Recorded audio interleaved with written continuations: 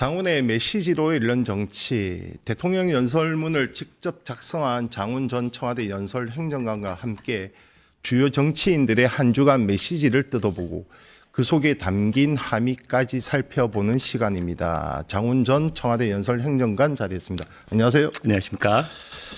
금주 짚어볼 발언들 첫 번째 무엇이 있을까요?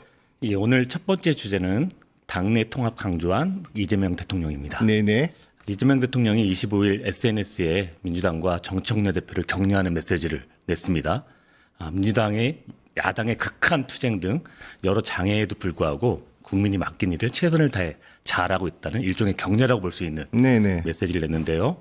대통령은 자신이 뒷전인 일도 없고 그렇게 느낀 적도 없다. 당은 당의 일을, 청은 청의 일을 잘하면 된다고 지난 그 당청 갈등을 어느 정도 이제 지나친 걱정 기우라고 당내 문제를 정리했습니다. 어떻게 봐야 됩니까? 실제 이런 그 당내 갈등이 좀 격화되니까 대통령이 직접 나서서 좀 정리하는 분위기로 봐야 됩니까? 어떻게 봐야 됩니까? 아니면 실제 대통령 발언처럼 당의 현재 입법적 뒷받침 이런 것에 대해서 정말 만족을 하고 있다고 봐야 됩니까? 사실 메시지란 건 각인 효과가 있는 거죠. 이런 말씀을 했다는 것 자체는 대통령께서 어느 정도는 그 부분에 대해서 부족한 부분이 있다라고 생각을 했었던 부분이 있었던 것인데 그런 부분들이 당내 갈등으로 계속 이어지고 있으니 이제 어느 정도 시간도 지났고 사실 여러 가지 문제들이 다 해결되는 분위기 아니겠습니까? 그런 분위기 속에서 이제는 정리하고 앞으로 해야 될 일을 또 해야겠다는 그런 마음을 전달한 것이 아닌가라고 생각이 듭니다. 대통령이 뒷전이 된 일이 없다. 이것은 뭐 일종의 당청 갈등 또는 좀 더 직설적으로 얘기하면 뭐 명청 갈등 이것을 의식한 발언으로 봐야 되겠죠. 네, 일각에서 뭐 조국 혁신당과의 합당 문제라든가 네네. 여러 문제들에 대해서 대통령과의 소통이 이루어진 것이냐라는 뭐 어떤 비판들을 나오는 상황이었었죠. 그런 상황들 속에서 정청래 대표가 조금 더 앞서 나간 거 아니냐라는 어떤 그런 비판들이 있었는데 그런 비판들 사실은 끌어안은 거죠. 이제 그리고 어떻게 보면 이제 정청래 대표가 이제 김남국 김남국 민주당 대변으로 임명하고 또 어떻게 보면 또 공소 취소 그 모임들을 당내 조직화하는 부분들에서 이제 대통령의 뜻을 좀 이제 좀 챙기고 이제 당이 해야 될 일을 충분히 해 나가고 있지 않나라는 지금 정리하는 분위기에서 이런 메시지를 내고 앞으로도 좀 더 잘해보자라는 메시지라고 저는 생각이 듭니다. 네, 두 번째 발언 어떤 것입니까? 예, 두 번째 발언은 그 김민석 총리의 네네. 발언인데요. 당과 정부가 처음부터 끝까지 완벽히 일치된 경우에만 국정이 성공합니다라고 말씀하셨어요. 당정 일치를 강조한 발언이네요. 그렇죠. 사실 저희가 이제 지난번에 그 김민석 총리 신년 메시지를 책임 총리가 되겠다. 소통 총리가 되겠다라고 말을 했고 그런 부분들에 있어서 소통이 강조될 거라고 제가 말씀드렸지 않습니까? 책임 총리라 보기에는 대통령의 그립감이 너무 센 것 같은데요. 예. 그러니까 이제 어떻게 보면 그 소통에 좀 더 중점을 두고 지금 작년 12월부터 약 13회 가량의 K 국정 설명회를 진행했습니다.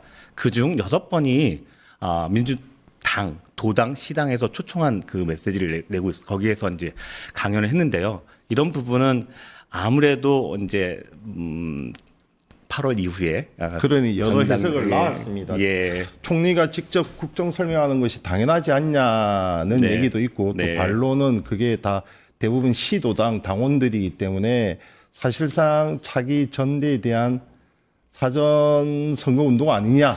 그렇죠. 네네. 네. 아마 최강호 의원도 거기에 대해서 얘기를 해서 상당히 논란이 됐던 것이 저 기억납니다. 사실 근데 불보다는 악플이 좀 낫다고 네, 지금 총리 입장에서는 그런 부분들이 얘기가 좀 나오는 부분이 그렇게 나쁘지는 않은 것 같습니다. 하여튼 뭐 이런 부분들 때문에 이제 주변에 부정적 시선이 좀 있는데 또 대통령께서 이걸 또 정리하셨어요.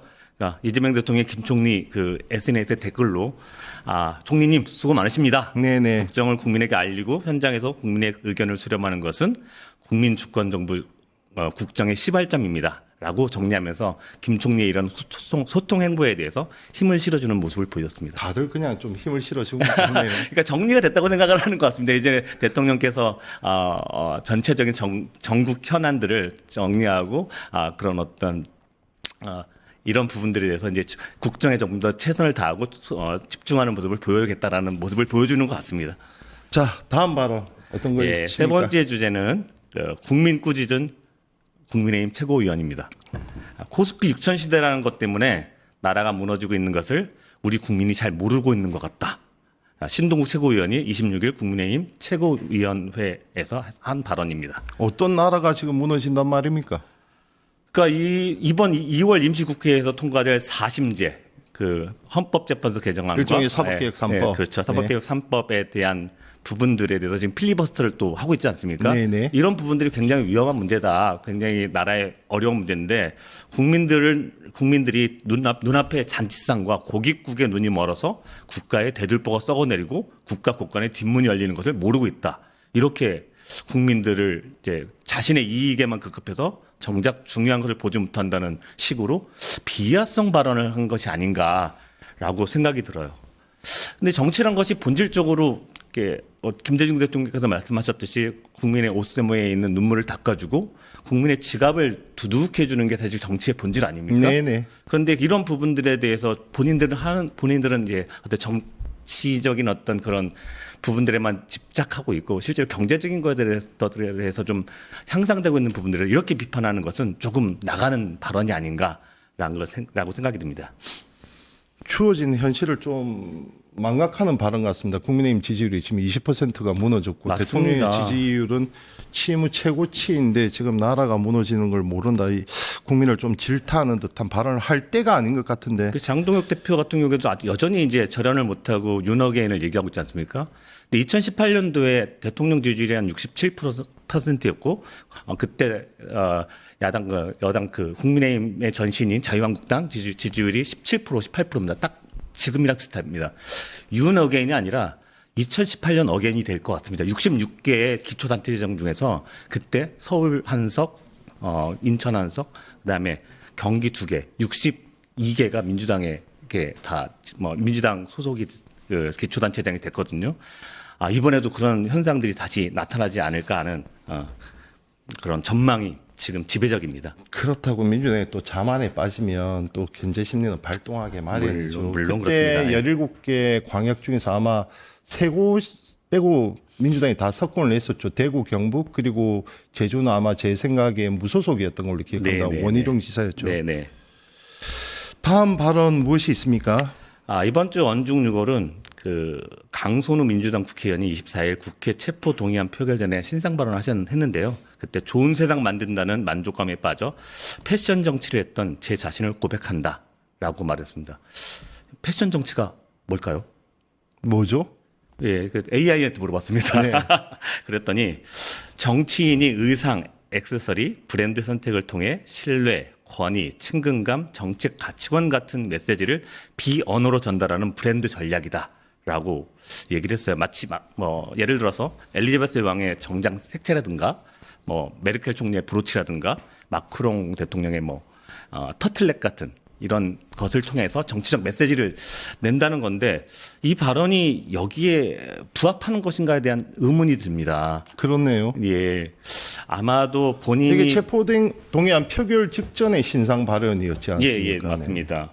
그래서 사실은 부정적 의미로는 겉만 번지르 하고 실속이 없는 정치를 가리켜서 또 패션 정치라고 하는데 사실은 이 신상 발언에서 본인이 어떤 패션 정치, 약간 패션을 중심으로 하는 그런 정치, 외양을 좀 중시하는 정치를 보여줘서 여러분들이 좀 자신의 의원님들이 실망할 수도 있는데 저는 그런 사람 아닙니다라는 어떤 어필이 아니었나라는 생각이 들어요.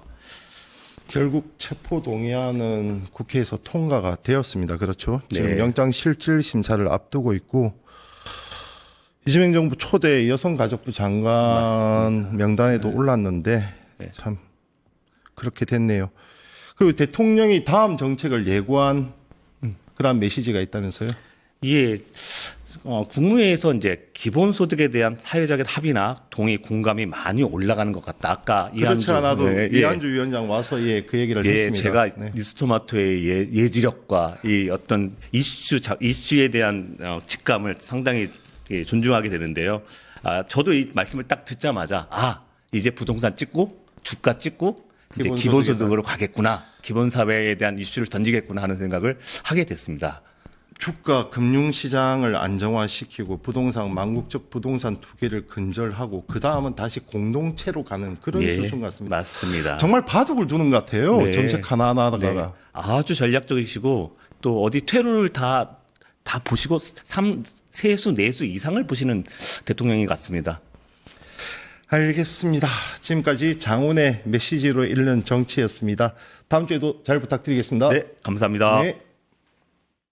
유튜브 구독하고 실시간 채팅과 댓글을 남기시면 매일매일 7,000TTCO를 드립니다.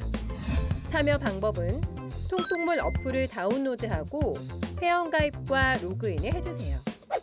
마이페이지에서 나의 회원 고유 번호를 복사해주세요. 유튜브 구독 후 실시간 채팅이나 댓글창에 고유 번호를 한 번만 입력하면 준비 끝! 지금 유튜브 채팅과 댓글 쓰기 참여하고 7,000TTCO 받아가세요.